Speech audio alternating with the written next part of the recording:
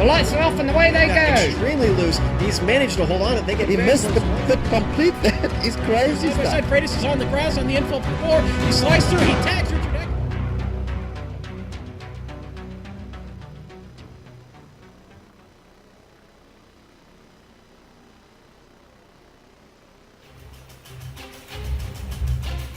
From Brands Hatch in England to Motorsport in Canada to Mid-Ohio in America to Monza in Italy, we have seen the Ford, BMWs, Wolves and McLarens battle it out for the right to wear the Sprint Series crown.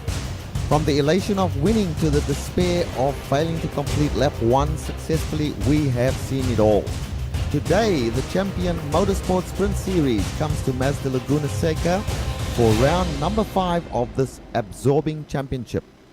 The series is sponsored by Woody's, suppliers of lures and flies for fishing. Very good day to everyone and welcome to the Global Sim Racing channel. I am Richard Losper and with me in the booth is the inimitable Kevin Brown. Our director today is Joe Peak using the great camera sets provided by Dougie Beard. Kevin, Laguna Seca, a well-known track to just about everyone.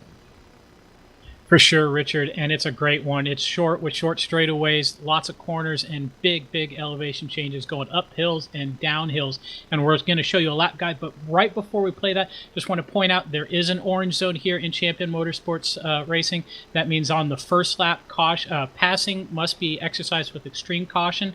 That's going to be all the way through turn 4. That's the second right-hand turn that you're going to see on this lap guide here.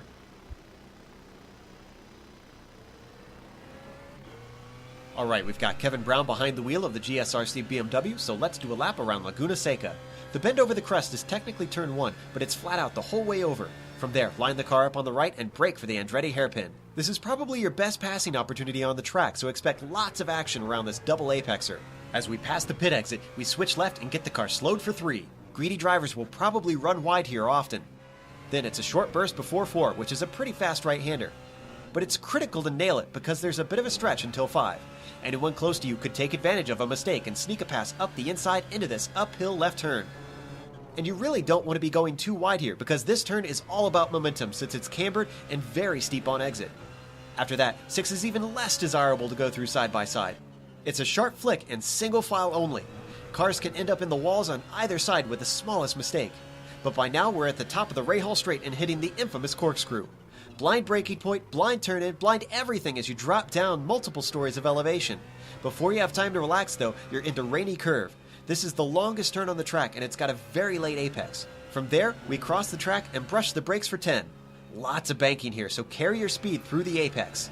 At last, it's the final hairpin. Once again, if you're sneaky and your opponent makes a mistake, this can be a possible place to pass. Just be careful that it doesn't become a dive bomb. From there, head back up the hill to the start-finish line and complete a lap around Laguna Seca.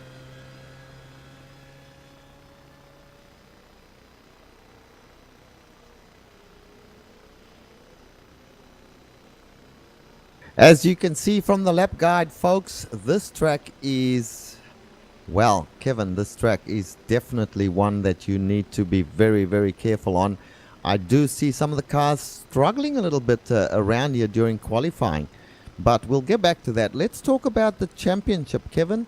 Now, we have a Pro Series running here and an Amateur Series all at the same time, as well as a Team Series. So let's talk about the Pro Series first. Kevin? For sure, and that is loosely for drivers with an I rating of more than 1600, although administrator discretion is involved with that. So currently leading that series is John Paquin, although we are under the impression that he has resigned from the series, will not be competing the rest of the rounds. He has a 2-point lead over Justin Bruner, Jason Lundy in 3rd place, Miguel Alcrudo in 4th, and Tom Ratchey is sitting a very close 5th. Yes, and in the amateur class, very interesting. We have in 1st place Drew Lidke. He is followed by Daniel Rice, who is 11 points back. Then Julie Redmond, my favorite in this championship, is a further, well, she's 32 points back from the leader in 3rd place. 4th place is Peter Hebron, and 5th place, Alex Peterson. How about the teams, Kevin? For sure. The team championship currently being held by Works Team, who's moved up quite well. Puffin Racing sitting only 5 points back in second. Third is P1 Sim Racing, but again, we expect them to fall down a little bit. Fourth, AB Racing. And fifth, up in the top five the first time this season, is Screw Loose Motorsports. Yeah, and for the first few rounds, the first 4 rounds, we had Puffin Racing basically having it all their own way in the team championship, but now we have a new leader in the Works team, so they'll have to do a bit of work here, Kevin, to get back to top spot. Yeah, normally our pun master is Joe, so Richard, it'd be nice if you wouldn't fall into that trap as well. But yeah, Puffin, a little rough couple of races last time. The teammates running right next to each other back and forth, having difficulty getting around the cars, getting in front of them. Maybe Laguna Seca will treat them a little better tonight. Yeah. And we've got a bit of time up our sleeves. There's at least a minute left in qualifying, and then we'll have a 2-minute pace lap. So let's talk a little bit about these cars on this track, Kevin. Who do you, or which car do you think will handle this track the best? Boy, I don't know. I gotta say, I like the BMW just because all around it's pretty good. The other three, the Roof, the McLaren, and the Ford GT, I don't think we'll have any advantages or disadvantages as well. So I kind of go back to whoever's got a good setup and is feeling comfortable is probably going to have a good shot tonight. Tonight I think it's going to be all about minimizing your mistakes. One mistake, it's pretty easy to go into the wall. Walls are far enough away that might take a little bit of effort, but a spin very, very easy to do. So you really want to stay on track, minimize your mistakes, not really mess up your race, because it's going to be very difficult to pass tonight. Yeah, you said it. And I'm seeing here in qualifying the best time is around 1:20. There are plenty of cars going off track here as they try to get the very best time that they can. But looks like the average is around about 1:21. But 1:20 is for the faster guys. So we're looking for a good race here. I think you're right. The BMW seem to be the best all round as qualifying has just finished, so we'll be able to bring the full qualifying results to you in a minute. But I fancy that the Roofs might have their own way here today, Kevin. Yeah, that Roof's going to be able to get on the brakes really, really, really late. And with these short, abrupt braking zones, that might be an advantage. The only thing about that is it's kind of a curved braking entry. You really got to trail brake the cars a lot. You got to be carrying that braking while you're cornering in these cars with all this aerodynamic grip. And that Roof, with the weight all over the rear axle, tends to oversteer a little bit in those situations. Might be difficult for some drivers to handle. Okay, well, the qualifying is completed. Let's go through the qualifying order. At the very top of the list is Humberto Roca with a 1 minute 20.206. He's followed by Jared Lawson with a 120.395. Third place is Justin Brunner with a 120.428. Then it is in fourth place, Kevin Hennings. Fifth place, Drew Lidke. Sixth place, Jason Lundy. Seventh place, Victor Tanaka, who we saw involved in plenty of action in the last race. Tom Rapchi in 8th place. Robert Tarbox Jr. in 9th place. And rounding out the top 10, Julie Redmond. Kevin? In 11th is Daniel Rice. 12th, Alex Peterson. 13th, Anthony James. 14th, Simon Goodwin. 15th, Peter Hebron. 16th, Jay Dargert. 17th, Warren McGarry. 18th, Jay Friels. 19th, Emil Garcia. Not posting qualifying times are Troy Fagan, Darren Leslie, Rick Smith, and David Slee. Now, of the last three, the last two, yes, Rick Smith and David Slee, they are serving driver penalties of no qualifying, so that expects that. Jay Darger and Julie Redmond were also not supposed to serve qualifying or set qualifying times for penalties. They did. They have just received end-of-line penalties, so they will be starting from the back of the field. Oh, tough break there for my favorite Julie Redmond, as I have said. I make no bones about it. Well, we do see the pace car on the track, and they're starting to grid up behind the pace car. Jared Lawson's already on track. And also Humberto Roca in the 111 car. I love that number, 111. and the rest of them forming up slowly behind them on the straightaway, which goes slightly uphill and then dives down into turn one. Turn one is that double apex turn, Kevin. That is a terrifying start to any race. Well, actually, that's turn two. Turn one, remember, is the little kink just after the start-finish line, and then turn two is the Andretti hairpin, the double apex downhill left. And for sure, it is a tough corner. It's easy to overshoot going way too deep and then just completely mess yourself up. But it's also kind of the easiest place to try and make a pass attempt, so that's probably where drivers are going to try and go in the deepest. So hopefully we'll see a lot of over-under action as one driver might try and go in deep under the brakes and the other driver might try and go easy on the brakes and get that over-under shot to reverse the pass attempt. Yep, and thank you for correcting me. Turn one, of course, is that kink. I don't call that a turn, Kevin. This is turn one right here. So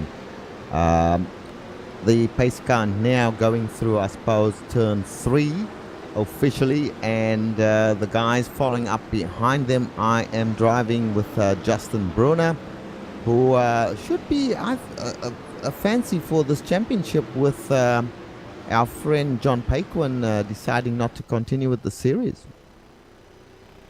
Well, you might be right. We've seen a lot of action at the end of the races that's kind of thrown all kinds of things up in action, up in question. So who knows what's going on. One thing I do want to point out before we completely forget about it, as we have done in the past, is an easy way to tell the difference between a pro driver and the AM drivers are two methods. The pro drivers all have numbers in the 100 range. For instance, Herberto Rocco with a 111, pro number. The 257 of Julie Rodman, all the 200 series drivers are AMs. As well as the pro drivers all have cyan markings, number plates, and wing end plates as well. And the amateurs have green markings all around. So visually and numbers, two ways for you to tell. Yep, correct. And just before we go to the start, just recall the fact that they have this orange zone which goes all the way out to turn number 4. No pass, well, I wouldn't say no passing allowed, Kevin, but extreme caution required if you are going to pass anybody, and if you get caught out doing something not, not by the rules, as the pace car goes off. We will be seeing the green flag very, very shortly as they go around that final turn, led by Humberto Roca at the moment now.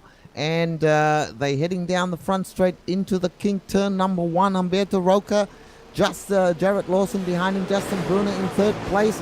And we have Kevin Hennings right up there on the outside of Justin Brunner, but Justin tucks it in nicely into turn number 2 and then into turn number 3, leaving Kevin Hennings in the roof behind him. So the start of the race pretty clean, Kevin. Yeah, taking a look here at the back of the field, they are clean as well. A little bit of side-by-side action, but everybody's keeping heads up. Nobody's off track yet. As we clear turn 4, this is where we can start seeing some passing going on. Yep, now they are clear to pass. That is one of the reasons why, of course, Kevin Hennings stayed in line. He was not allowed to effect a pass at that point of the track. So now they go up into turn number 6, that very, very tough turn. It's a fast one, and if you hit that red speed bump, it could cause all kinds of problems for these cars. Now down into the corkscrew, which is probably one of the most famous turns in motor racing, and down Rainy, I think that's Rainy curve, and down towards the end of this lap. This is a banked area, so you can carry a bit of speed down here. And then, of course, hard braking for that final turn. All clean so far. Very, very good. One car with a quick off. That was Alex Peterson. Dropped the wheels on the exit of turn 9, Rainy curve. Back on, lost one position, though, to Daniel Rice. This is 10th and 11th. Yep, driving along with Alex Peterson at the moment. And he's with Rothmans Racing. Well, let's move up towards the front once again. It seems that everybody's very, very cautious here, so this is good to see in the opening laps. Bearing, of course, in mind that this is a fairly long race, 1 hour, so no point in going hell for leather in the early laps. There's also a pit strategy that needs to be taken into account, Kevin, so at the moment, everyone just playing it cool. Correct. Only a 60% fuel tank is allowed in this series. That means the drivers will have to stop somewhere between. Sorry, Kevin. I have to break in. Kevin Hennings, on the exit of turn 6, missed the. He got a wheel off on the sand there, and he hit the wall pretty hard. Let's get that on replay if we can. Yep, we're getting a replay of it right now. You will see that he comes out of turn 6, puts a wheel off just a little fraction, and that's all she wrote. Game over for him by the looks of it. Well, he will be able to use that reset, but yeah, that's unfortunate. It's so easy to do at turn 6. Such a fast corner. So difficult with that huge compression on the inside of the banking. And as you say, you drop a wheel, it's easy to snap you back into a wall on either side, end your race real quick. But fortunately, he does get that reset, so he'll get a tow from the iRacing software. They will give him a free car in a couple of minutes, and he'll be back out a couple laps down, but still competing for points. Yep. And he's sitting in his pit stall right now while the iRacing virtual tow takes place. Now we're seeing Peter Hebron off track there, but come back on track. Kevin Hennings, of course, in the pit stall. Peter Hebron off track once again. What's going on there? Let's have a look. Yeah, it looks like he just outbraked himself going into turn 2. Tried to turn in while he was going a little too fast for what he could do, and just ran out of track. Pretty easy to do there in turn 2. I will not claim I've ever done it in real life, but I've certainly done it in the sim, that's for sure. And then he goes straight off in turn 3. So he's shaking up a little bit here. He needs to settle down, just figure out where his marks are, hit those, and get some clean laps going together, and he'll be fine. Yep. Meanwhile, back at the front here, let's have a look. Humberto Roca leading fairly comfortably at the moment. But I want to say, Kevin, Jared Lawson has impressed me as the championship has continued. He started off from memory pretty shaky, but he's settled down very, very well in that roof of his and has been contending for top 5s or thereabouts in all the races at some point or another, and at the moment sitting in second place in front of Justin Brunner, doing a great job. Yeah, for sure. This top 3 has definitely been fighting for top 3 pretty much every round, and I agree with you. Jarrett and Justin probably a little shaky on the first round, come back and fought well. But it looks like we've got some good action right now with Julie Redmond fighting Jay Friels and David Sleeve for that 12th, 13th, and 14th spot. Yeah, we're looking at Julia Redmond now. She's going for an overtaking maneuver and makes it happen. So gained another spot there, certainly moving up, approaching turn number 6 now. This very, very fast left-hander goes a bit wide and needs to be careful, pulls it back into line again. So good racing there from her. Now down into the corkscrew, takes the left-hander, lines up the apex for the right-hander, and it's all good. She does move up one spot. Yeah, so sitting up 13th. She started, I think it was about 18th on the grid. Remember, there were a few penalties that had to be served, a couple of cars starting from pit lane. So not exactly sure what her official starting position was, but having a good little run to get up to 13th so far. She's going to need to be keep it clean, get some good strategy and a little bit of luck her way, and could get a real solid finish tonight. And we're seeing Simon Goodwin entering the pits. Can't see what the reason might be. He must have had some sort of problem, but certainly Simon Goodwin coming into the pits now. Kevin Hennings is back out on track, by the way. So let's have a look and see what happened to Simon Goodwin, if we can. Yeah, Simon Goodwin bounced off the curb in turn 4 off the inside curb. There's a sleeping policeman there. He hit it hard, upset the car, spun him around into the wall. Obviously he was able to continue, but that damage clearly not enough for him to keep continuing.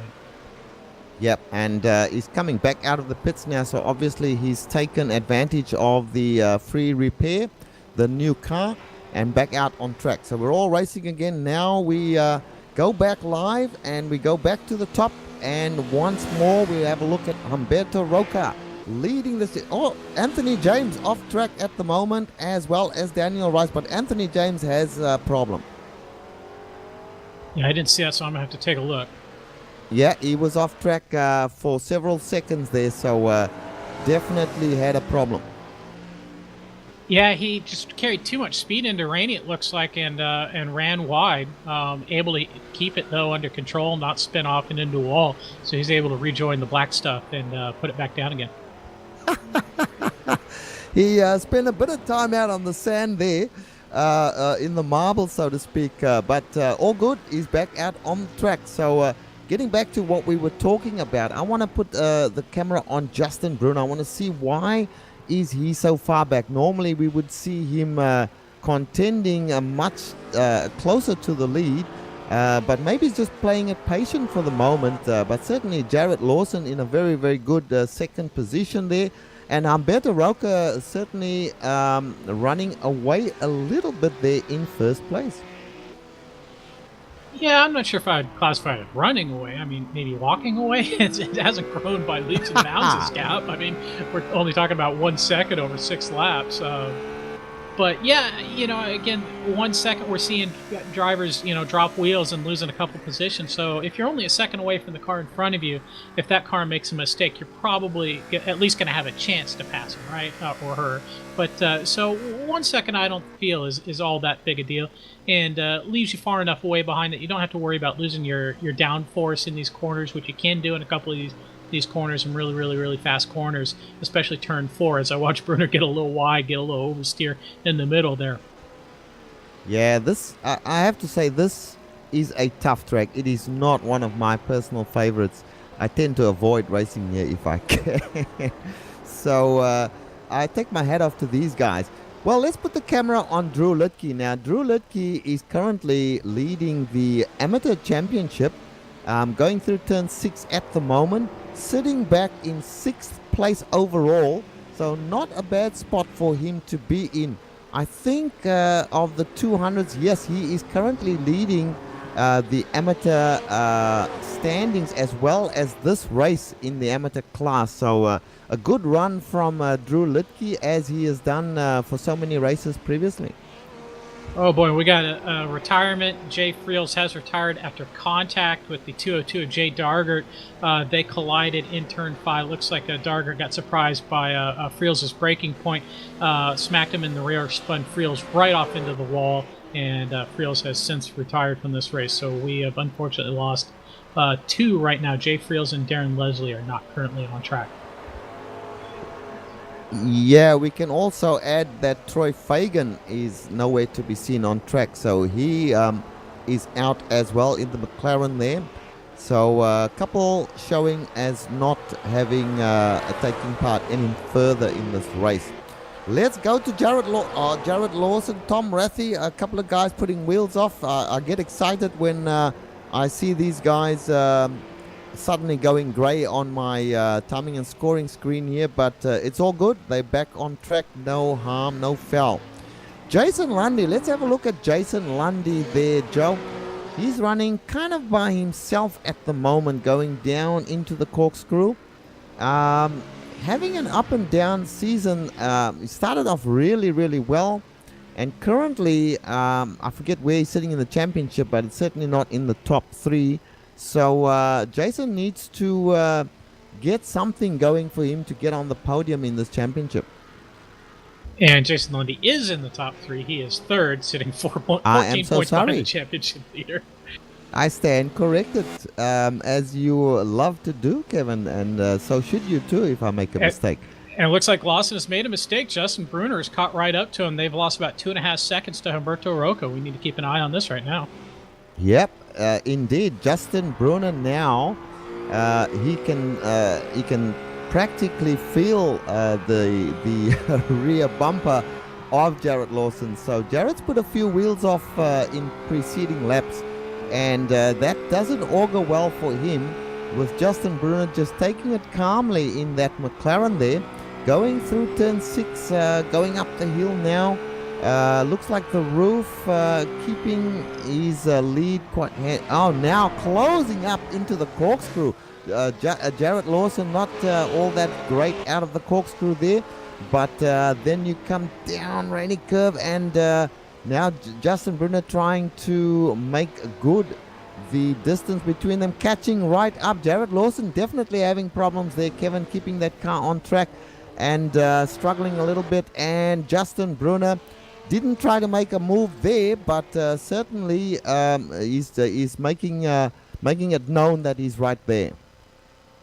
Yeah, and I just watched another retirement. David Slee crashing out after hitting that inside curb in turn 4. Did the same thing that Kevin Hennings did, and Slee has since retired. Sorry to Julie Redmond is right off track, out of the corkscrew.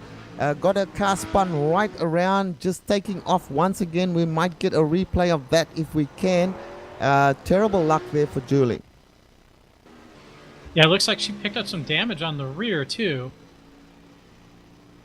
We got a replay of that now. She goes into the corkscrew, kind of loses it, goes down across into that drainage area, then spins the car 360, and actually she managed to get away with that without any damage there by the looks of it, Kevin. So she might be lucky enough to continue on without any damage. I'm showing a little bit on her left rear. I think she may have smacked that drainage so hard that it bent up the bodywork. Shouldn't be too much of an issue here today, I think. That kind of damage, because there's a car backwards. That's Rick Smith, I believe. Yeah, Rick Smith. So it looks like he just ran wide on the exit of turn 3 and looped it back around. Yeah. And there he is facing the wrong way. But again, he manages to collect the car without smacking the wall. So he'll continue to race on. Now Jay Dargett is off track. Let's have a look at what's happening to Jay. Well, boy, before we do, let me tell you, Rick Smith, when he came back on track, did not give Warren McGarry a lot of room. McGarry doing a great job to slow the car down and make sure he didn't T-bone Rick Smith. All right, well, Jay Dargett's managed to collect his car and he's back on track once again. Now, we should mention, Kevin, a couple of guys have been in the pits in the meantime. So Darren Leslie has been in the pits with some. Tom Rathie was in the pits as well. And Kevin Hennings we know about. And Emil Garcia, who we haven't seen much of. He's been in the pits. So a couple of guys having made very early pit stops, particularly Tom Rathie. The pit stop that he made interests me. I'm having a look at his car. Can't see any damage, so maybe he's just taken a very early pit stop, perhaps to get out of traffic and, get his pit stop done early and get some good laps in and run to the end. Is that possible? It is possible, but I'm kind of looking back, and I think he had picked up a bunch of damage, actually. So maybe he went in to get that fixed. It seems a little early for the pit stops. We don't have absolute confirmation, though, if the window is open at this point, though. So you still could be right, Richard. Yeah. Well, we are on lap 11 of this 1 hour race, and the lapse time at the moment is just coming up to 20 minutes. So only a third of the race done. 15 minutes, in fact. So plenty of time left. Officially, 44 minutes remaining in this race. So plenty of racing time. So yeah, I think you're right, Kevin. It's a little bit early for a pit stop. So he must have had some problem. Yeah, I'm going back. He was carrying that damage for a long time, so I'm not really sure. It must be, the window must be open, or at least he thinks it must be open. So not sure. Ratchy's kind of confused us before on pit strategy, I will say. Yeah, I'm having a look there at Julia Redmond. We're getting some information that she has significant damage on the front of her car. Yeah, we can see it now looking at the front end of the car.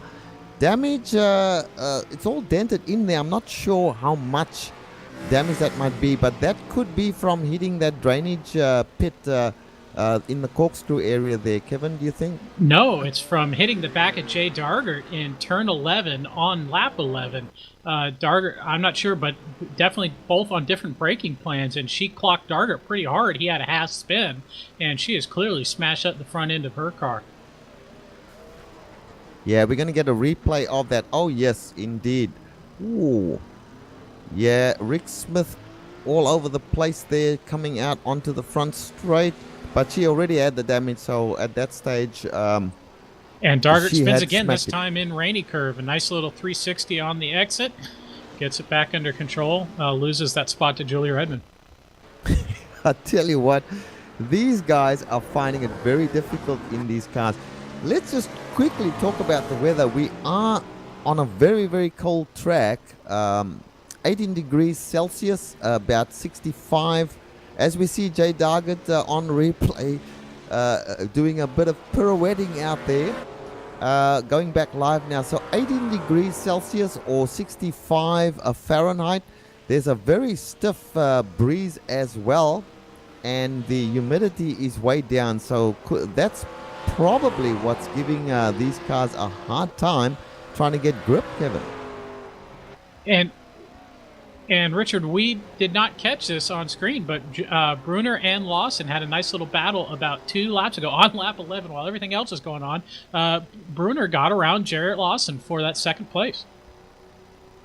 Yep. We're now driving along with Justin Brunner, and he's putting some clean air between himself and Jarrett at the moment. But we did see Jarrett struggling a lot, and that was only before lap 10, so one would expect that he would struggle even more as the laps wind down towards their pit stops. But certainly Justin Brunner now running in second place behind Humberto Roca, who at this point has not put a foot wrong. And we see a car off the track in front of Humberto there. I didn't catch who that was, but he was Jay Dargett going backwards with huge damage. Yeah, Jay Dargett with huge damage on the back of his car, spinning it in the corkscrew, and backs it into. I'm not sure actually what did he hit. Well, he was just out. Oh, look, he's got no rear end on his car at the moment. He's crabbing along, trying to get towards the pit area. He may make it, but if he comes out on track, it is possible that he is going to or somebody's going to collect him. He's staying off track, thankfully. That car is absolute history, and if he's, let me see, has he been in the pits yet? No, he has not been in the pits yet, so he will be able to, Kevin, get a new car, thankfully. Yeah, it looks like he's going to take that tow, but yeah, he was kind of on the racing line and was trying to get off the racing line quickly, and in doing so, he backed up straight into the opposite wall hard and caused himself a lot of damage. That's kind of a got to kick yourself moment there, I think. Yeah, but a lot of the guys, we were talking about the way that several of the guys are struggling here. And I was thinking it might have something to do with the cold weather, but normally that would increase the grip. But maybe at this track, that's not a good thing.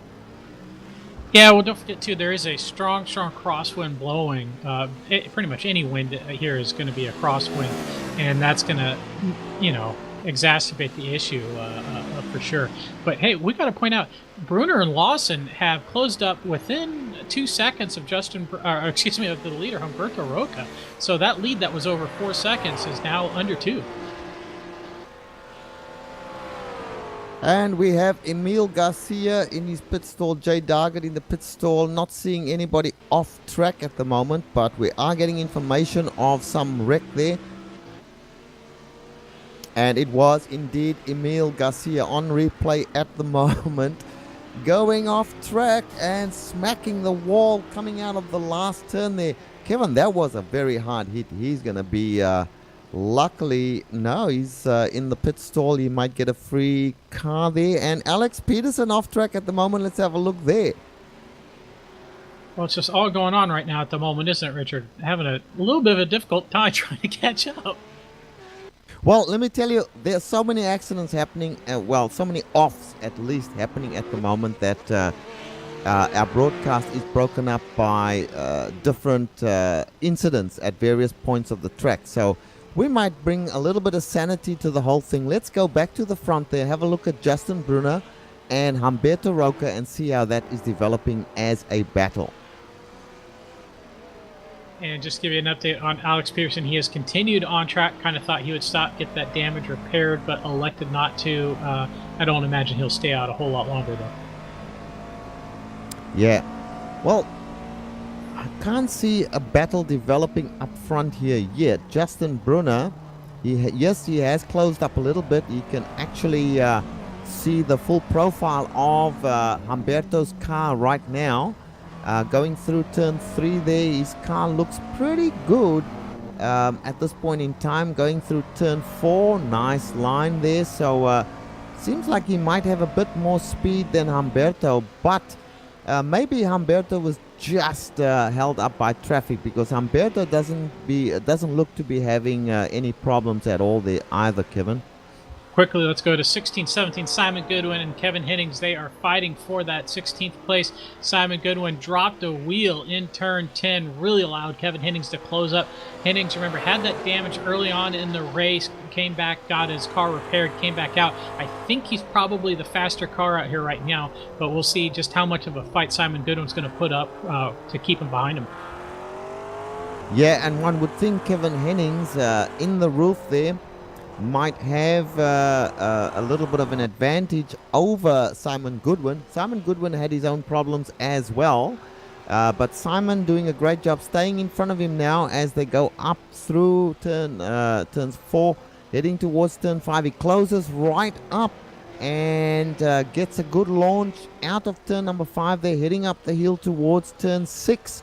Let's see what he can do here. Not a place to try and overtake. Now we see a car off track. Of course, that was Simon Goodwin. Nearly collected, forget Kevin the name Hennings. of Kevin Hennings, trying to get by. Yeah, I think Simon Goodwin was just feeling the pressure, went in a little too deep in turn 6 and just completely borked it all up.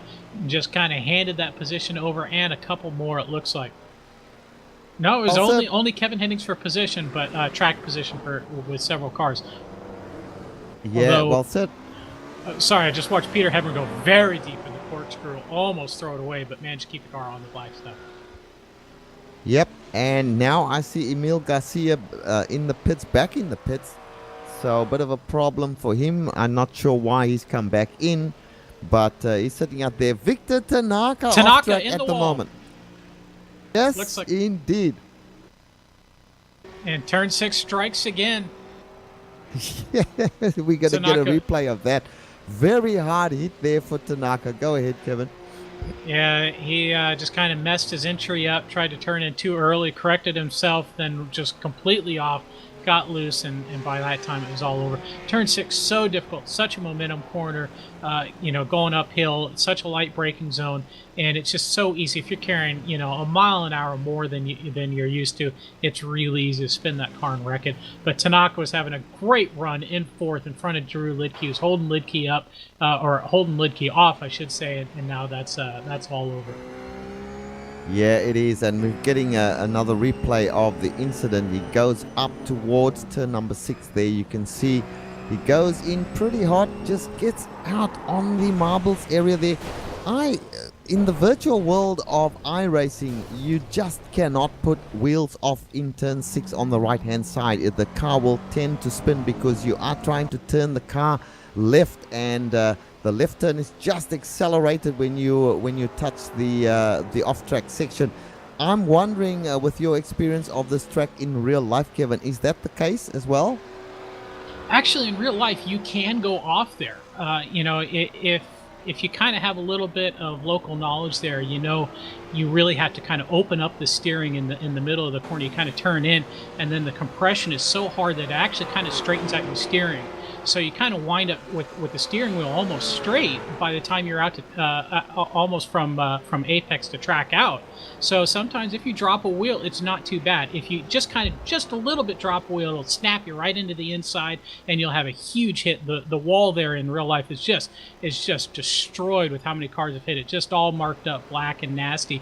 But you can kind of, if you know you're going to go wide, just run it off a little bit, get all 2 or all 4 wheels off out there, and you can actually just kind of keep the pedal in the metal and eventually get back on track, just safe and fun. Yeah, well, we're getting information that some action up at the front there. Jared Lawson back in 2nd place. Well, they are in traffic, and I think the traffic has certainly got something to do with it. They're passing some slower cars now. Humberto Roca still up ahead of this field. He has got in front of him at the moment Rick Smith, who he will lap if he does pass him. Then we have got Jared Lawson in 2nd place. Justin Brunner in the McLaren back in 3rd place now. So a fierce battle starting to develop here between Justin Brunner and Jared Lawson, and Jared Lawson has the better of it at the moment, Kevin.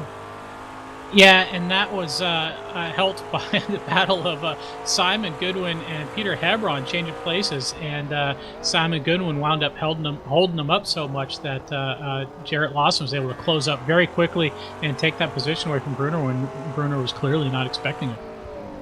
Yeah, that's correct. Traffic can indeed make a big difference and chop a lead down. Just by way of comparison, I was leading a race at Bathurst by 3 seconds, came up on a slow car. He did something that I was not expecting, and I lost 1.5 seconds within a flash of an eye. So certainly traffic can hold you up and take away your lead. So Humberto Roca has faced the traffic now. These two come up. This is Jarrett Lawson and Justin Brunner. They have a slower car, the slower car of Rick James. I think that is in front of them. So let's see if Justin can take advantage as they come up now towards the lap car of Rick Smith. Let's see if this is going to. And Jarrett Lawson, very, very touchy moment for him there, getting past Rick. And Justin Brunner got past successfully as well. But now he's closed up right on the back, nearly touches the back of Jarrett Lawson's car, has to brake hard and loses ground once again. Well, great battle going on right now between Julie Redmond and Alex Peterson. Peterson almost getting back into the back of Redmond in turn 2.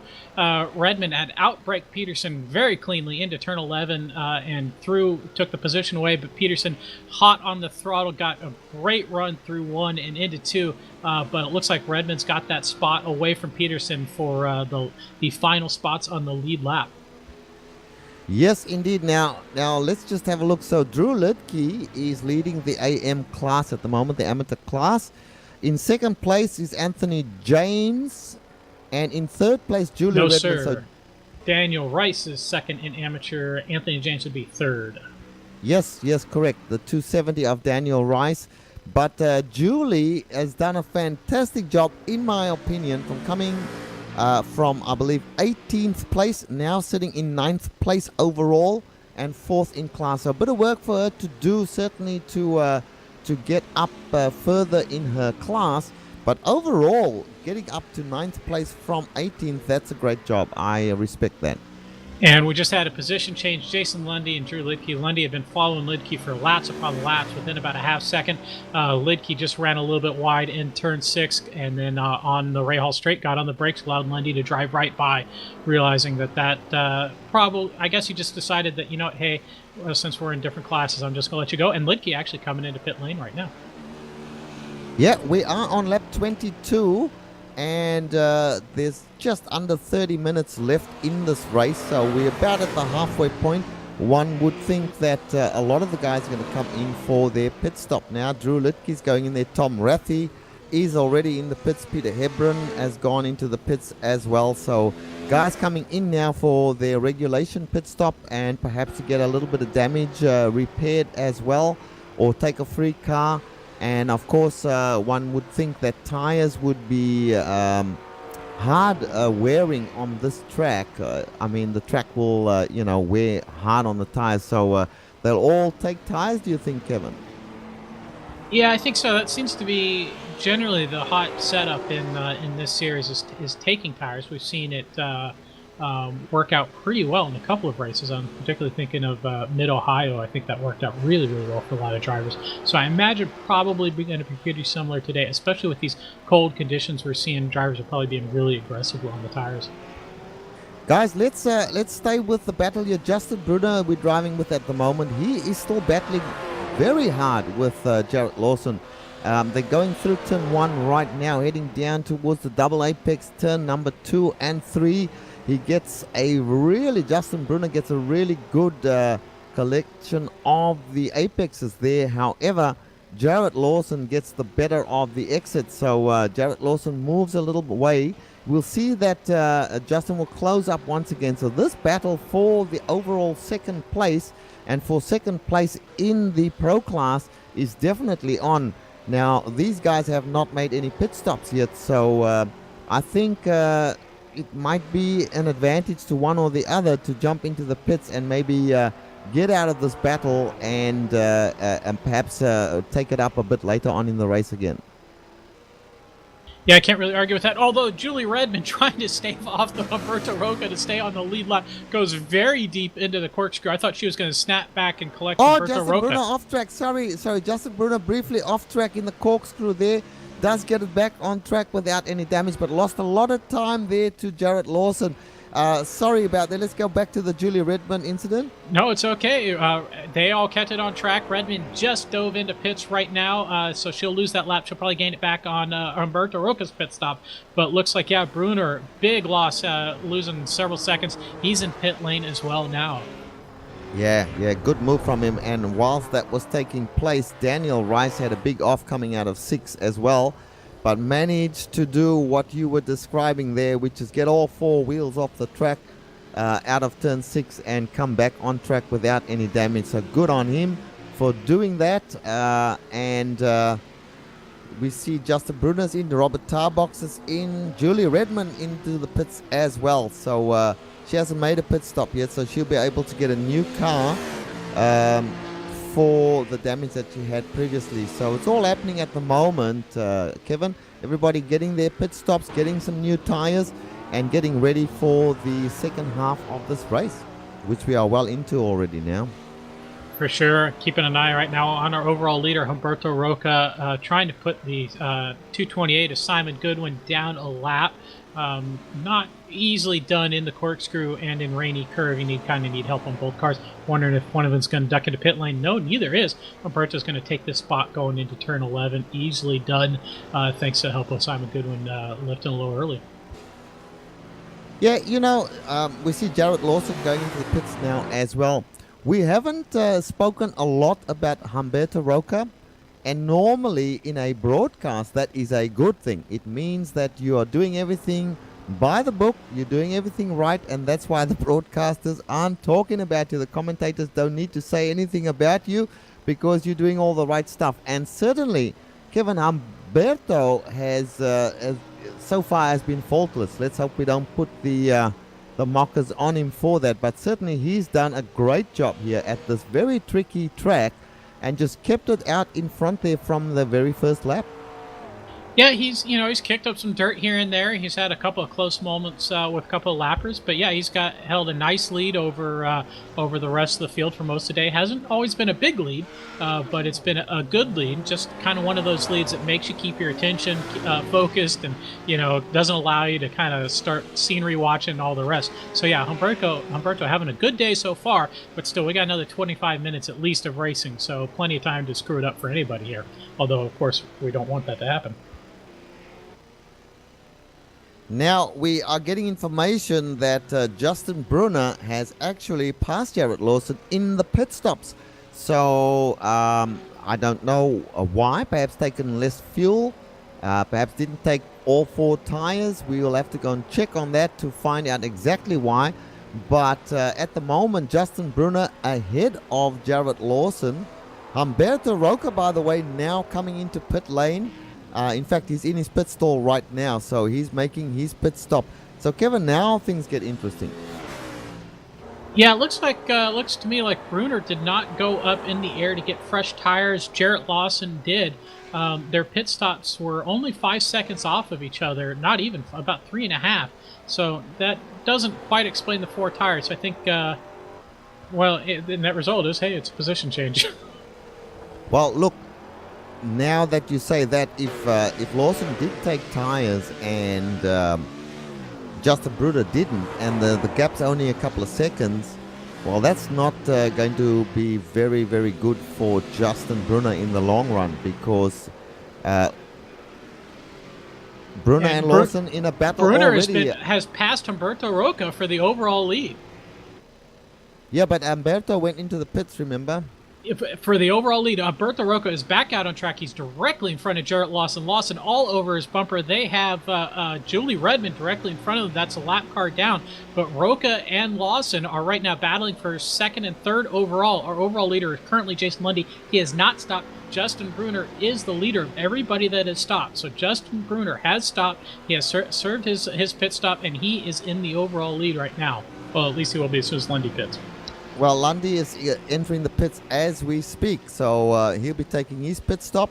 So now we are looking at the overall leader being Justin Brunner, Humberto Roca in second place, Jared Lawson in third place as they pass some lapped cars.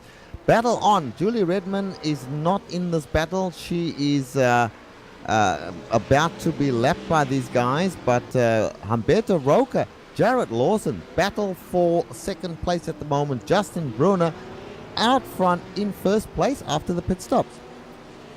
Yeah, and that's got to be that fast stop he had, not taking tires, has put him about 5 seconds in front of Roca and Lawson.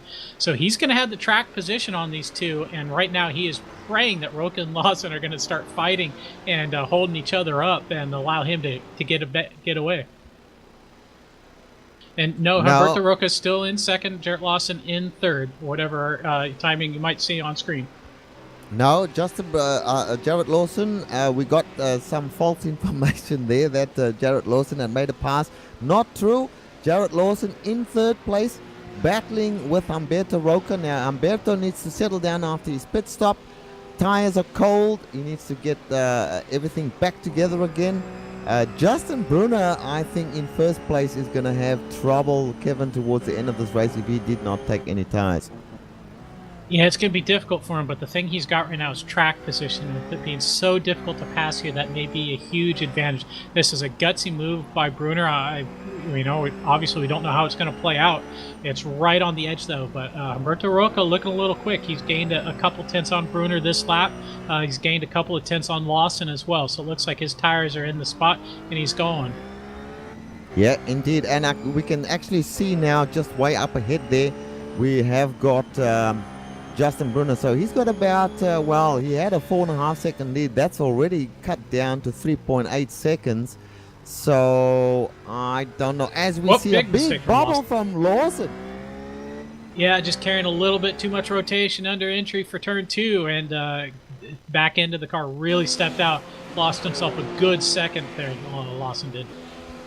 Oh boy, and Tom Ratchie was out in the weeds for a couple of seconds there, lost a lot of time coming in from the last turn onto the front straight. So not the best of days for Tom Rathy at the moment. But let's stick with this battle here. Lawson, look, Humberto Roca's flying at the moment, Kevin. Yeah, Roca doing pretty well, but he's not gaining a whole ton of a lot on Brunner, which I kind of would have expected if Brunner's on old tires. It's only looking like it's a couple of tenths a lap right now at most. So either way, that's an impressive run if Brunner's actually carrying that kind of speed. Although now that just cleared Rainey in turn 10, Roca picks up several more tenths. So Brunner's struggling a little bit more, it looks like. Yeah, we'll see when they pass the line. There, Roca goes past the line right now. 3.4, so down almost half a second. There's plenty of time for him to catch Justin Brunner. I think perhaps, Kevin, a bad call on Justin's part not to take tires there. Yeah, not sure yet. This is going to have to shake out a little bit. And again, track position, such a key component here at Laguna Seca. Just being in front of another car can make all the difference in the world. So difficult to pass, especially with these short braking zones. Well, I'm not a betting man, but I'm going to put some money on Humberto Roca in this race. I think he's going to run him down. The signs are there. Just look at the attitude of Humberto Roca's car. All nice and clean, doing everything by the book here, and certainly not making too many mistakes. Coming past a lapped car there, that is the car of Jay Dargett, who immediately goes off track, hits that sleeping policeman thing that they've got there on the outside. So bad day for Jay. He's been in all kinds of problems, but not so for our leaders, Humberto Roca. Jared Lawson still hanging in there, and Jared Lawson has thrown up a few surprises. I wouldn't be surprised at all to see both of these guys catch up to Justin Brunner in the closing laps, and it becomes a three-way battle, Kevin. Yeah, exactly. And actually, last lap by, Lawson ran about a quarter second faster than Humberto Roca that last lap. So he's closed in a little bit on both Bruner and Roca. Roca was actually a little bit slower than Bruner last lap, so he actually lost just a couple of tenths. So, yeah, you're very much right here. I think this is going to come down right to the end here with a three-way battle. So we need to keep an eye on this. This could break out really any moment. Yeah, and we're driving along with Rick Smith at the moment. Rick Smith is down in, where is Rick Smith? He's down in 12th place. And he is behind, who is he behind? Darren is behind Alex Peterson. And there's a little battle going on here, Kevin, for what is the 12th place. So let's follow this for a little bit and see what happens. Yeah, I was keeping a little bit of an eye on that. They were all pretty close to Julie Redmond and have fallen back a little bit. But, a rough line from Alex Peterson and Rick Smith. One very wide on entry, one very wide on exit, but they both kind of keep together through turn 6. Well done. Although a lot of smoke there up on the top of the cork. I'm going to try and figure out what that was. Yeah, well, while you're having a look at that, we'll continue on. Rick Smith in the McLaren, following behind Alex Peterson in a roof. So, once again, we have the intercar battles that take place, and we're used to seeing it. Oh, coming in way too hot is Rick there into the final turn, and in fact loses a lot of ground to Alex Peterson at the moment, going through turn 1 again. So it's kind of just petered out for the second. We see that Rick Smith is going way too hot into these corners. He is only doing himself harm trying to catch up that hard. You have to, Kevin, when you know, my strategy when I'm driving and perhaps, say, leading a race, I tend to not try to go faster to stay ahead. I go slower to stay ahead. I try to do everything correctly, hit my marks exactly. Otherwise, the other guys catch up to you. When you're behind and you're trying to catch somebody, you tend to, go past your brake markers, go into corners, and you find yourself losing ground to the guy who's leading. So those are different strategies that people employ. But certainly the trick is don't overdrive the car, is what I'm trying to say. And if we can, I'm not sure if our director can cue that up, but that smoke that I saw at the top of the corkscrew was because of Kevin Hennings putting it into the wall. He was trying to avoid running into the back of Anthony James, locked up the rear, snapped it on the inside, hit the wall hard. Remember, he already used a reset on his car earlier in the race, so that is the end of his race. And sure enough, he has retired. Unfortunate there for Kevin Hennings. Looked like he was just trying to make a pass on Anthony James, and just didn't happen. Well, let us get back up to the battle out front, which is not quite a battle yet. But Humberto Roca, last time by the line, Kevin, was 2.7 seconds adrift of Justin Bruner. So definitely making up time, a few tenths, perhaps a half a second every lap. Perhaps not quite half a second is what I meant to say, but certainly making up time on Justin Bruner. So now let's speculate a little bit. What do you do if you're Justin Bruner? You know that the guy behind you is catching up. What do you do to try and stay ahead? I mean, you're not getting away from him. He's catching you. And, you just got to try hit your marks, or what do you do? Yeah, that's what I'm going to try and do. Is I'm just going to try and hit my marks, just try and run clean, consistent laps. I don't want to abuse the tire. I don't abuse the tires. I don't want to snap the car off track, cause it have a spin, have a wreck, anything like that. Just want to stay where I am in the lead and just keep that as long as I can. Put all the pressure on Roca to catch you, and then try and think about passing you. And if he does catch you, well, then you got a whole bag of racecraft tricks that you can start throwing out, especially at a place like Laguna Seca. Not too difficult to control the other car's pace and line if you're clever about it. So Bruner's still got quite a bit. Again, that's why I say that track position here at Laguna Seca is really, really, really vital. If the other guy really knows the track and the car and how his setup is, it can be very, very, very difficult to pass him, even if you are a couple seconds faster. Well, another advantage that Justin Bruner may have is the fact that in front of Humberto Roca is Victor Tanaka. Victor Tanaka might prove a hard car to pass, even though he is a lap down on these leaders. If he decides not to give way to Humberto Roca, which he really should do, that could make life difficult for Humberto, and indeed Jared Lawson behind him as well, although Jared Lawson is a bit off pace at the moment.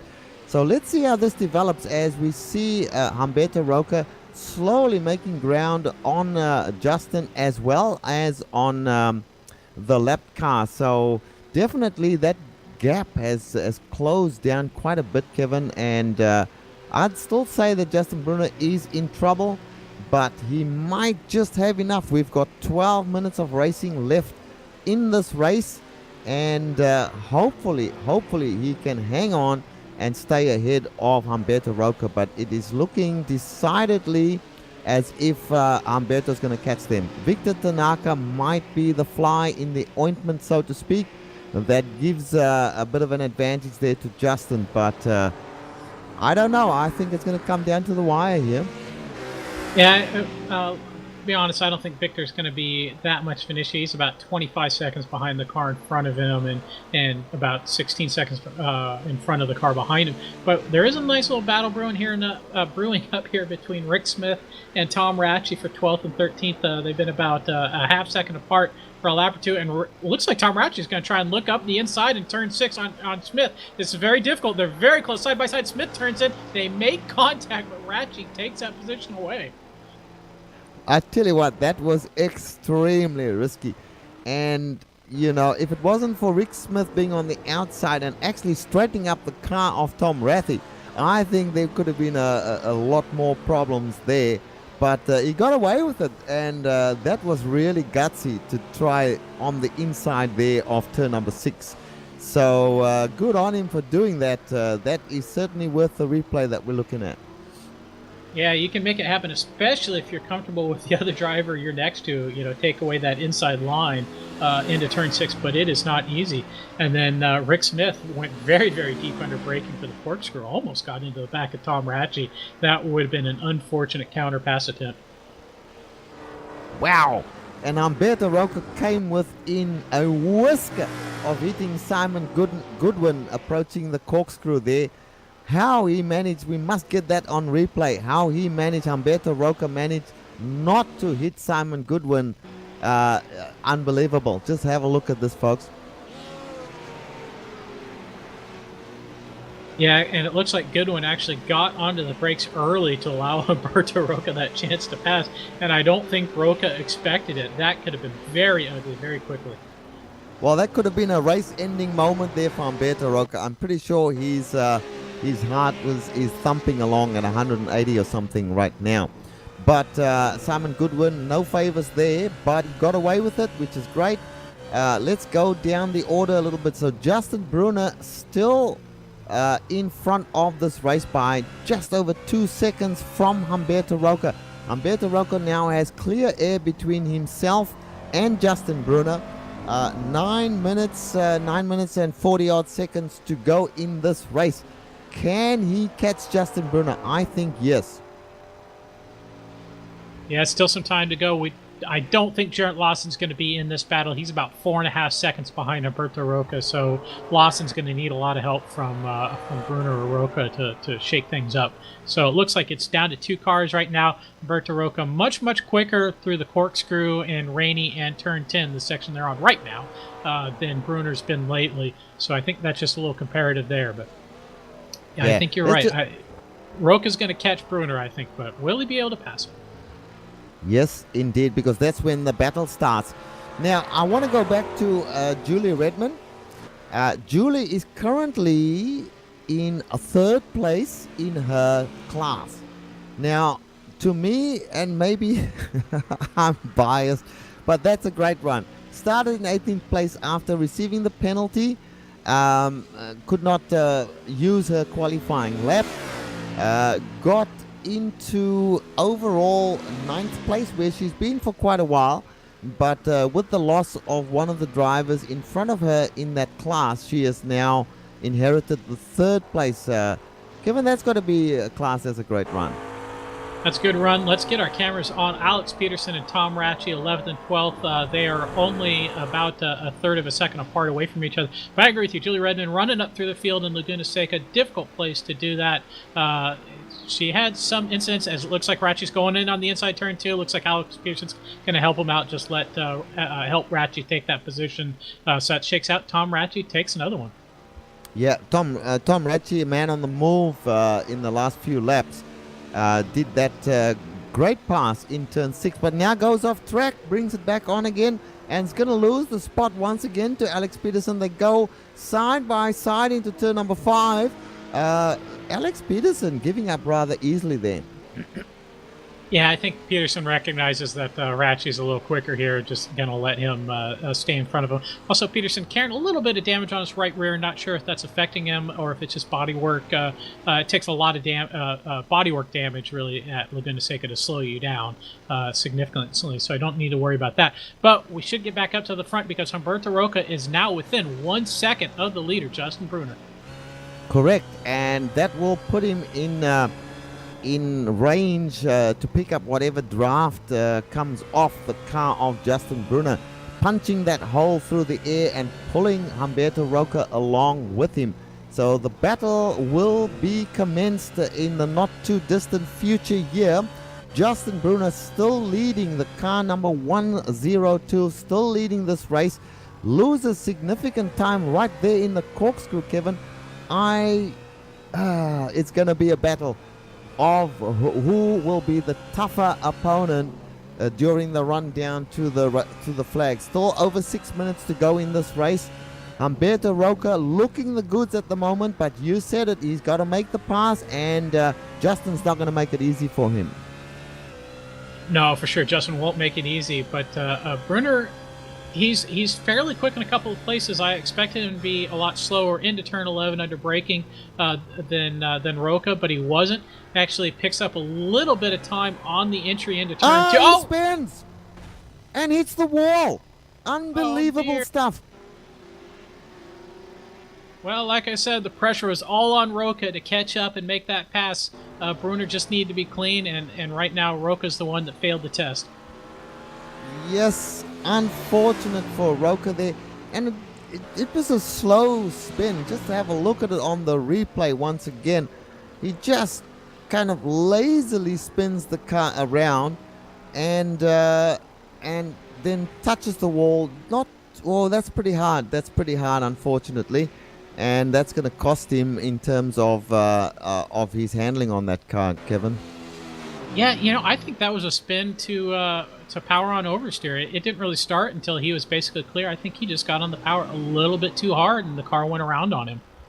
Yeah, that's exactly right. And he did slam the wall pretty hard. If you look at his left front there, that's significant damage. So I think that's it. Justin Brunner can say, well, I put the pressure on you by getting the lead and forcing you to push hard to try and catch me.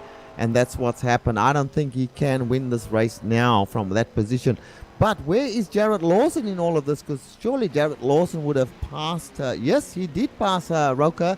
So Jared Lawson picks up a position as well. Right, Lawson in second. But again, he's about 5.5 seconds behind Brunner. He's been losing time out to Brunner these last several minutes, so he's clearly running a slower pace than Brunner. Although Brunner's kind of his last lap was a whole lot slower, so I think Justin has kind of realized that, hey, I've got a nice healthy lead with only a few minutes left. I'm going to back the car off a little bit and just make sure I can bring it home. Yeah, Justin Brunner took the gamble, and today it's paid off. I'm not sure that that's a gamble you want to take at every track, but certainly on this track, with no real long straightaways, it has certainly paid off for him. And now I'm just having a look at Jason Lundy, but he's too far back, I would think, Kevin, from Humberto Roca. Even if Humberto's limping, he should have enough with 3.5 minutes to go in the race. Only a couple of laps, perhaps. So I don't think that there is enough time for Jason to catch Humberto. So looks like Humberto will still pull off a podium finish. Yeah, we don't want to count our chickens too soon, but yeah, with only 3.5 minutes left to go, Humberto Roca He's slow out there. He's not, blazing it. Although actually he was quicker that time by than Justin Brunner that last lap. But yeah, he's got a nice 25-second lead over Jason Lundy. So that'll be Jason will be hard pressed to take that position over. Yeah, but certainly Justin Brunner is, the gamble that paid off for him. So let's have a look and see if there are any other battles on the run to the finish line. We should be getting, I believe, on the next lap or so, we should be seeing the white flag. So let's have a look and see. Oh, we got Rick Smith back in the pits again.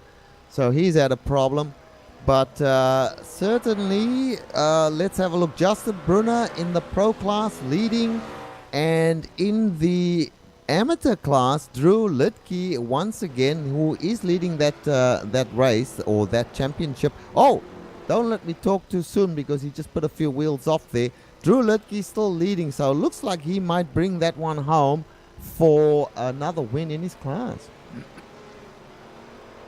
Yeah, Drew's had a fantastic run today. Been very, very clean and very smooth. He was holding off Jason Lundy for lots upon laps, and then when he did make a small mistake, just let Jason Lundy have the position, didn't even fight, and hasn't lost any more positions. So Lidke started well, has run well, and looks to finish well.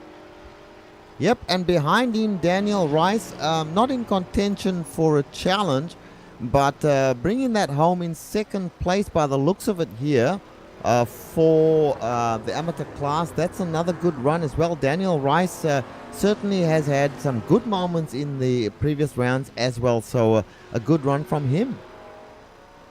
Yeah, I'm sure. I was trying to take a look at these positions, try and get a sense of how things are going to change. I think Lidke will expand his championship lead a little bit over Daniel Rice, who will expand his lead a little bit over Julie Redmond, and they should both expand over everybody else. So they're going to finish 1, 2, 3 the same order they are in the championship. Where it's going to be really interesting is the Pro Series. Justin Brunner is going to open up a nice little lead over the field. He's going to take over that overall position. Jason Lundy may or may not gain a spot, not really sure. And then Miguel Acrudo in 4 should drop. Tom Ratchey, not sure what's going to happen to him. He's sitting in 5th. He may drop. He may hold his spot. Jarrett Lawson may break into the top 5. Very curious to see how the official points are going to look after this race. Yeah, it's going to be interesting in the championship. What a great pity that John Paquin decided to withdraw from racing in the series, because he obviously was leading the championship up to this point, and could have made it a good battle continuing on, but not to be, unfortunately. Well, we have the white flag out, Kevin. So looks like Justin Brunner has taken the white flag, or will be on his last lap on the next lap as he passes the line. So this is going to be a great win for him if he can pull it off. And you can never ever say that everything's done and dusted until it actually the fat lady gets up and sings. Yeah, white flag is indeed out, and for sure I have had some embarrassing moments at Laguna Seca that we're not going to talk about on air, but Brunner's got only a couple corners left here as he goes through Rainey, makes it through Rainey easily, now nice and early on the brakes for turn 10, which he does, do the same for turn 11, and then it's going to be easy onto the power, take it home. Yes, and now the checkered flag comes out ready for him to take it. He moves up the front straight and crosses the line right now, takes the checkered flag, wins round number 5 of this race. Behind him will be Jarrett Lawson and Humberto Roca finishing in 2nd and 3rd. So unfortunate for Humberto. He was really on a charge there and could have battled for the lead, but not to be today. Yep, them's the breaks in racing. Well, as the other drivers shake out, and they're so far apart of each other from everybody that it doesn't seem like anything's going to change, let's go ahead and go to break and come back with some driver interviews and the full race results on the other side. See you in a few minutes.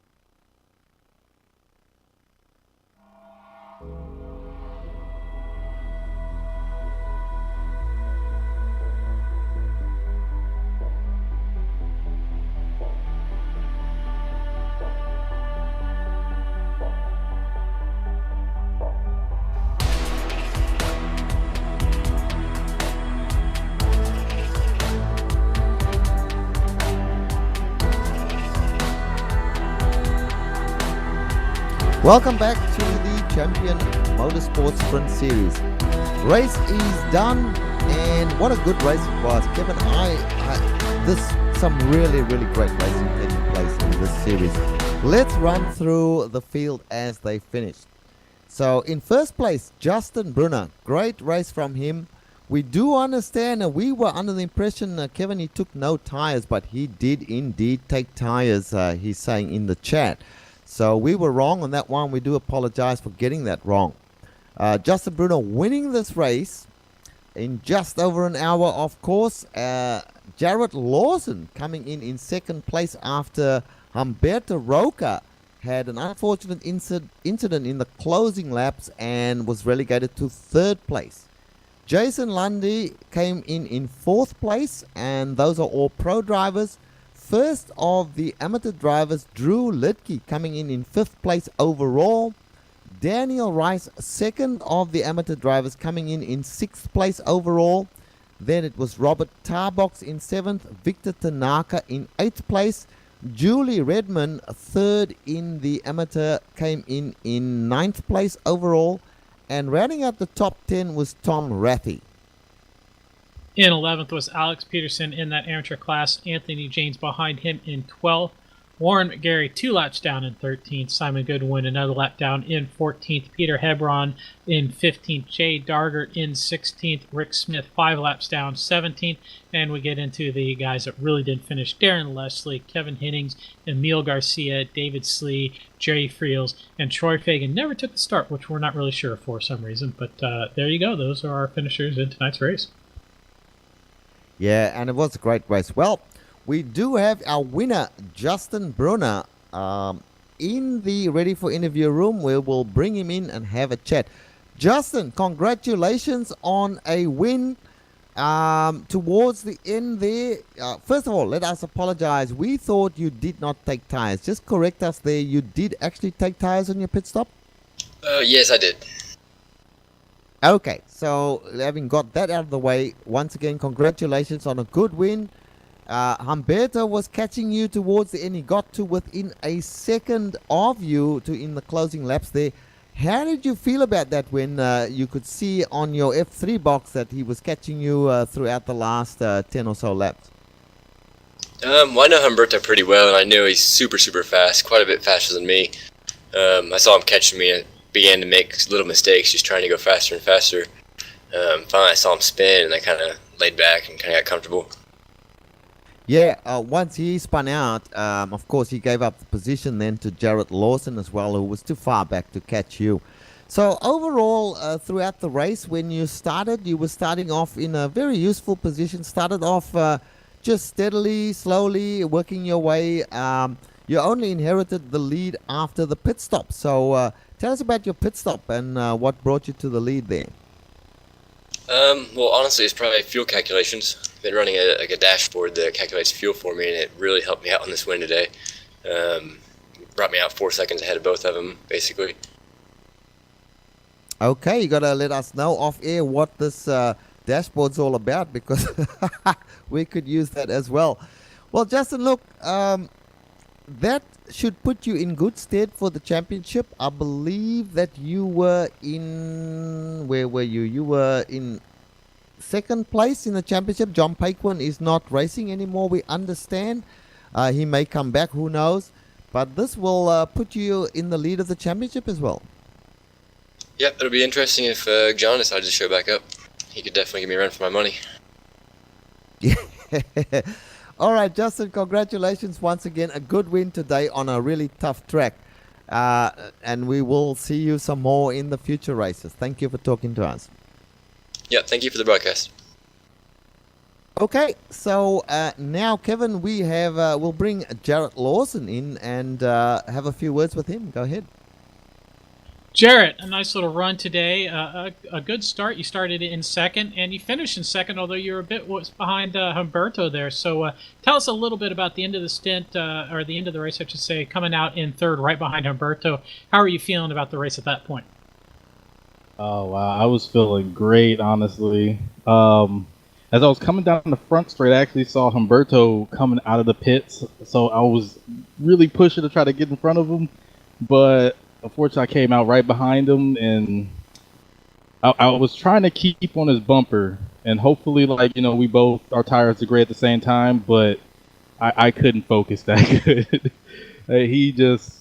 I just lost focus, messed up a few corners, and then he was just gone on me. I honestly didn't even expect to catch him. And then a couple laps before the finish, he spun, and I was just stunned. I was like, did that just happen? I mean, that is a very rare mistake from him. Yeah, if what he said in chat is right, that he was running real low traction control, I'm a little surprised. I would have thought that he would have cranked it up a little bit at the end just to be a little more conservative, make sure he got those rear tires. But yeah, I mean, you may have lost out on the per lap basis, but you won that battle by beating Humberto by 5 seconds, getting that second place back, and that's really got to help your championship hopes out now. Not sure if you will be able to stay in second or not, but it should be a good run, huh? Oh yeah, definitely. definitely. Move up into the top 5. Sorry, look at the wrong names. Yeah, if I can keep up this momentum, I think I can make it in the top 5. But really, I'm just here to have fun. So, I mean, at the end of the day, as long as I have a great race, that's all that matters. Well, I think it's a safe bet you'll be in the top 5. John Paquin is a championship lead, not here tonight. Miguel Cruda not here tonight. Tom Ratchey had a poor run tonight. He should drop down a couple spots. Hugo Barbosa also in front of you, not here tonight. So I would say you have a very strong chance of being in the top 5, maybe even the top 4. Nice. That's news to me. I'm glad to hear it. All right. Well, congratulations on a well-fought race tonight. Thank you. Well, a very, very happy Jared Lawson there. Now, let's see, do we have anyone else that we want to talk to? I think we've got Jason Lundy. We might bring him in. He's one of the organizers of this series. So let's bring Jason in. And Kevin, will have you to have a bit of a chat to Jason. Jason, are you around? Can you hear us? Hey, yes I can. So an interesting race from you tonight. You started a little far back in 6th, not as you didn't struggle as much in qualifying as you have in recent rounds, and then a solid 4th. It seemed like you were hanging out behind Drew Lidke for a long time in that race, and then he made a mistake, let you by, and it seemed to be kind of lonely for you throughout that. Yeah, after the pit stop, me and Drew got separated by some lap traffic, and it was just a lonely ride from there to the finish. So I'm happy with that. I didn't have to fight with anyone because Drew's a very tough competitor. He shouldn't be in the AM class. He's too quick for it, in my opinion. But I'm happy with the easy gotten 4th place. Yeah, for sure. I've been kind of waiting for Lidke to get promoted. It seems a little unfair, but hey, whatever. So definitely, yeah, I think this kind of helped out your championship hopes. You've had a couple of rough runs, but still in the top 3, and maybe you'll even move into second place in the championship standings after tonight. Yeah, I think I will actually. That's all I'm trying to do is just get top 5s in the races. I know I'm not quick enough to really win here. But if I could pile up top 5s, definitely that top 3 in the championship is in sight. Now, is Laguna Seca one of your better tracks, or did it just kind of happen to do all right tonight? No, this is one of my better tracks. It's a home track for me in real life, so I love this place. I really like this place. Yeah, it's one of the great ones. It's tough to explain to other people until the first time you drop off the corkscrew and then sucker up into rainy, huh? Exactly. All right, great run tonight, Jason. All right, thanks, Kevin.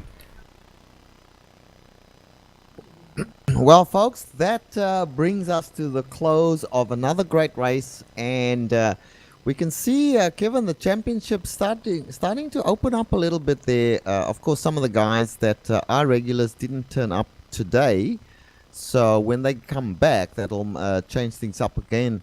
But certainly the championship is looking pretty good in both classes there, although Drew Lidke at the moment seems to have a stranglehold on the amateur class.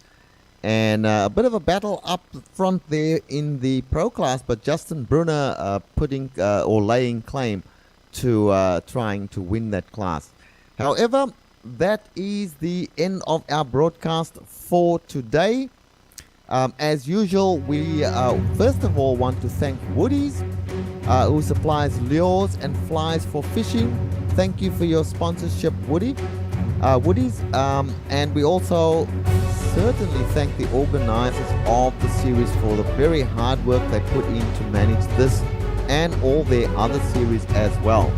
We also thank iRacing.com, XSplit, Twitch TV, Audio Technica, Behringer and Ava Media, who provide us with the software and the hardware that we use for the broadcasts. Thank you also to the broadcast team today. Kevin, thank you. Joe, thank you. Doug Beard, thank you for your great camera sets. And that's our team today. If you would like to find out more about us, GSRC, the Global Sim Racing Channel, our website is www.globalsimracingchannel.com. Go there and you will find our full broadcast schedule along with archived races and race highlights as well. You can also find us on Facebook at www.facebook.com/Global Sim Racing Channel. You can find us on Twitter at GSR Channel. Very special to one of the gentlemen who provide us with some really great music, Eric Ekholm. You will find his music not only here on our broadcasts, but also in TV commercials, movie trailers, iTunes, and Spotify. If you do like the music, and we certainly do, drop a line to Eric. He is on Twitter at Eric Ekholm. Now, hopefully, folks, during the break, beginning and at the end of the race, you've been following through and having a look at all our upcoming broadcasts. There are many of them, too many for us to mention, so just keep an eye out on the weekends. We normally have 2 or 3 broadcasts on Saturdays and Sundays and even Mondays. So that is it for us today. As we say at the end of each broadcast, race hard but race clean, and we will see you on track. Thank you.